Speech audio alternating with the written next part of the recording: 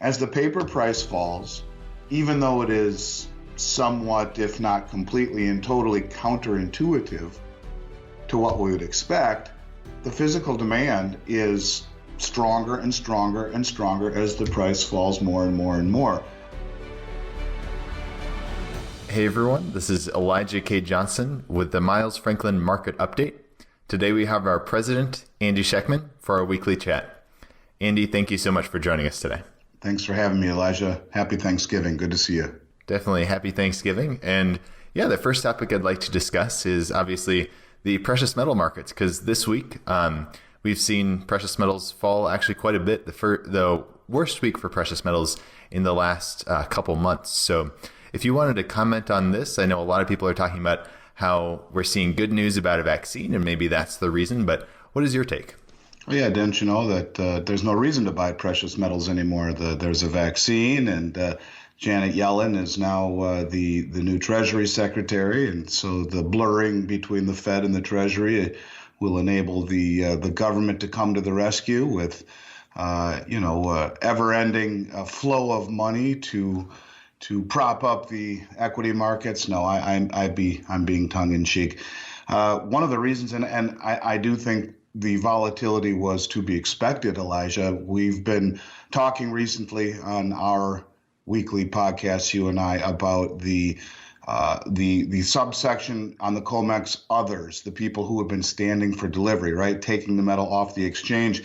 There was record open interest on this last contract into the December delivery month, and with several days left, 5 or 6 trading days left, the open interest was somewhere in the neighborhood of 350 million ounces. It was an enormous amount of silver, and I don't exactly know how many open interest contracts were there in gold, but suffice it to say, enormous amounts. And so we had expected to see volatility into Thanksgiving, and today being the very thinly traded Friday session, it doesn't surprise me at all to see this volatility. They wanted to shake as many people from the tree as possible.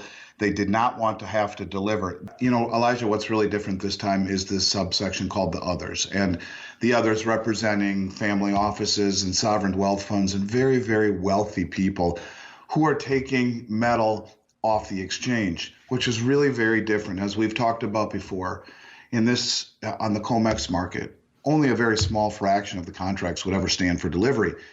And now this group, the others, who is standing and challenging the commercial banks, are pulling record volume in contracts off the exchange every delivery month. In fact, each and every delivery month, we see about as much being pulled off as we see in a typical year.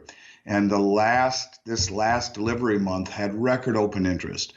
And so we expected to see prices being really tested in order to shake as many of the not so strong gripped hands from the tree. I would expect that the worst of this is over. I would expect we see things turn around into next week as options expired on Tuesday and the futures expired yesterday on Wednesday, or excuse me, the day before on Wednesday, today being a very thinly traded session where half of the people are still home, not working today, easier to push prices around. This is something that we've seen before, that we expected to see, and I would argue is probably over at this point, heading into the final month of the year 2020. And with respect to this others category, do we know if those are like high net worth individuals, if they're the wealthy? Because I know you've talked about that before, that you think a lot of the wealthy are moving into gold. Yeah, they would be classified as family offices and sovereign wealth funds and very, very, very wealthy people. Typically, it would have been the commercial banks versus the speculators, which you could call the hedge funds, typically. And so the specs versus the commercials back and forth were usually the only two groups that we ever really associated on the COMEX. And out of nowhere this year, as the COMEX has turned into more of a delivery mechanism, you have this group of very, very wealthy people in the know that are pulling metal off the exchange. And I think it's important to reflect upon many of the other things that we've talked about, namely, if you go back to 2017, Elijah, starting with the German Bundesbank, We saw a trend of repatriating gold from the Bank of England and the New York Fed with the Bundesbank, the Bank of Hungary, the Bank of Austria, the Dutch National Bank, the Bank of Poland. All of these European banks have been repatriating their gold from the Bank of England and the New York Fed. We saw gold reclassified as a tier one asset, where we see the IMF ask for a new Bretton Woods. And now we're seeing this subsection of very wealthy and in the know people. I mean, you think that people who are that wealthy, who can stand for, tens of millions, hundreds of millions of dollars worth of delivery, do you think they know people in the know? Let me give you an example. November 20th, one customer, it's believed, of Barclays Bank jumped ahead in queue for the December delivery month and took possession of $500 million, that's $500 million worth of gold contracts. In other words, they jumped ahead, they paid a premium, and they pulled their metal off the exchange before the delivery month was in play. So they would have paid a premium for that.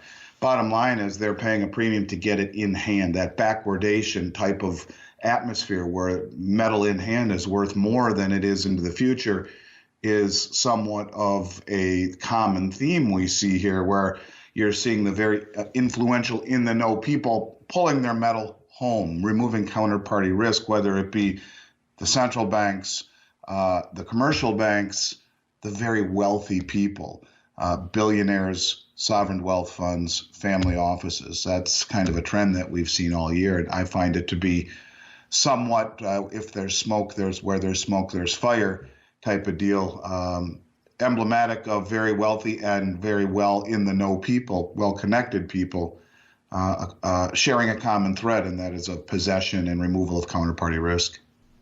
And what are we seeing right now at Miles Franklin for demand as we've seen this fall in the price?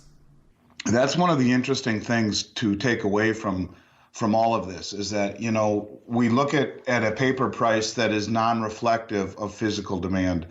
The amount of people selling is infinitesimally smaller than the number of people buying. In the physical realm, 1 out of every few hundred people sell, and that's it. There has been no one selling as the price goes down. In fact, it's quite to the opposite.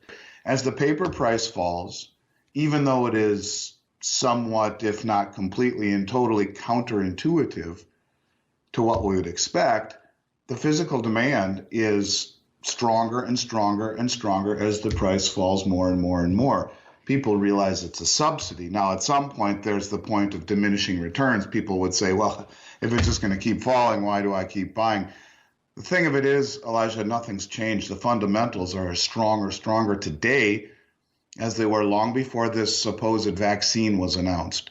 And just because there was a vaccine announced, people forget that, go back to 2019, long before there was a coronavirus and things were falling apart.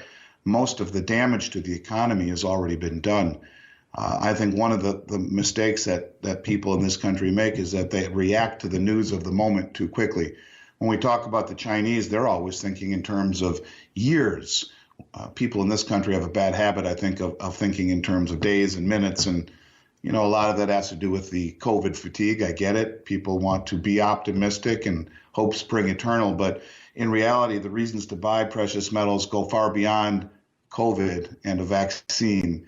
And I think look at these prices as a subsidy, as a gift, because the physical demand, I'll tell you, whether it be on the COMEX market, where it is becoming evident that big money is pulling it off, whether you look to the refineries in Zurich that are 6 months back ordered on kilo silver bars, whether you look to the fact that Andrew Maguire is talking about 1,000-ounce bars disappearing off of the refiners in Switzerland and becoming increasingly difficult to find in the UK.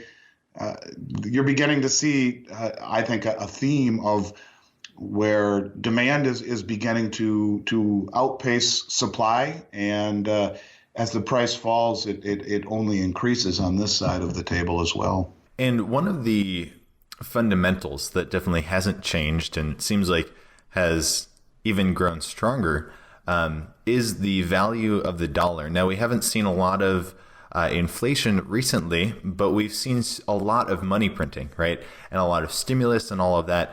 And since the beginning of the COVID crisis, we've seen the dollar index actually fall, and this week it just continued to fall. So currently we're not seeing a lot of inflation because we're not seeing a lot of money velocity going higher, right? But what is your perspective in the near future? Do you see inflation, and will that impact metals prices? Yeah, ultimately there has to be inflation. There is inflation. It's just holed in certain pockets. I challenge anyone who goes to the grocery store to tell me they're not noticing the cost of food is much more expensive and tuition is expensive. I, quite frankly, look to see inflation being something that will rear its head again. I think we'll see interest rates move higher. I think you'll see inflation. It's bound to happen. The amount of money that's been pumped into the system is tremendous. When it finds its way into the real economy, yeah, you're going to see, I think, a wicked price inflation, because as it is right now, we're seeing a market slowdown in GDP and in productivity. There are less people making stuff. And all of this money being created, you have more money and less stuff, you have price inflation. As soon as it finds its way out into the system, I think you'll see it being a big issue. So yeah, buying gold and silver certainly is always, people know, a protection for inflation, but it's also protection if deflation wins. Because remember, as Doug Casey often says, it's the only asset, gold and silver, that are not simultaneously someone else's liability. So arguably, gold and silver actually perform best in deflation because there's so many things around us that have systemic counterparty risk, whereas precious metals have no counterparty risk. So whether we see deflation or inflation, in other words, right now you're seeing an attempt to fight deflation with inflation. And whatever side wins out, arguably you should have precious metals in your portfolio to protect against whatever outcome we see. Now, one last topic regarding the stock market.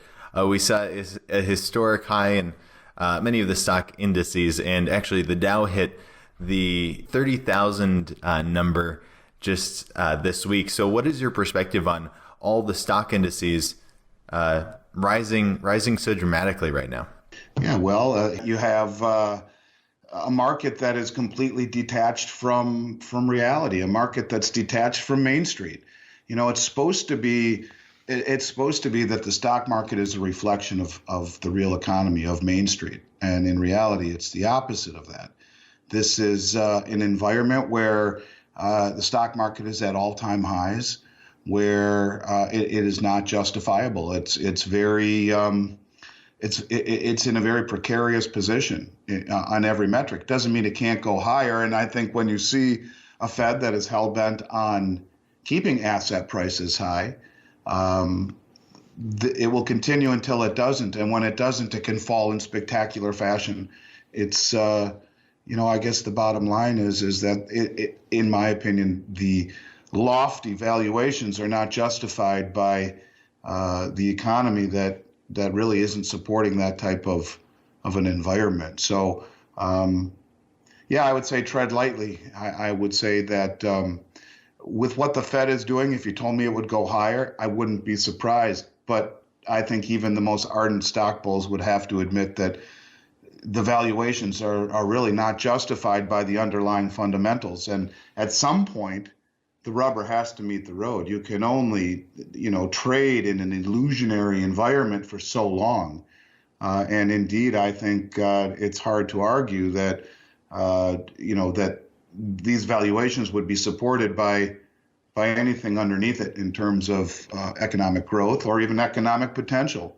At some point, corporate profits have to be a reflection of the market. And I think you look around and most of the companies out there are not doing well, with the exception of the half a dozen or so of the big, Amazon, Microsoft, huge stocks that because of their lofty weighting are holding up the market. So I'm not impressed by it, and quite frankly, I think that it'll probably go higher until it comes tumbling down under its own weight. But I say it'll probably go higher because you have a Fed that has clearly demonstrated that one of their most important agendas is to keep asset prices high as it as it still allows people to have a semblance of hope, and that the things will turn around and the economy will get better. And they're using the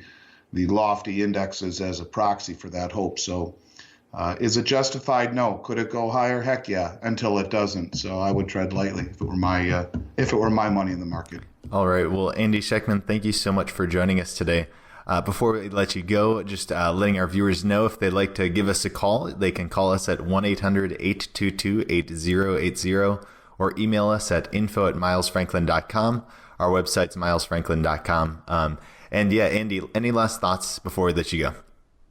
Well, I think it's going to be a very interesting last month of the year, where it seems like we have two presidents, or at least two people who think that they ought to be president.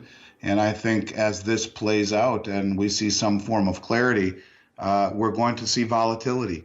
Sometimes in life, Elijah, you have to have strong fingertips, and you have to be able to hang on and trust your gut.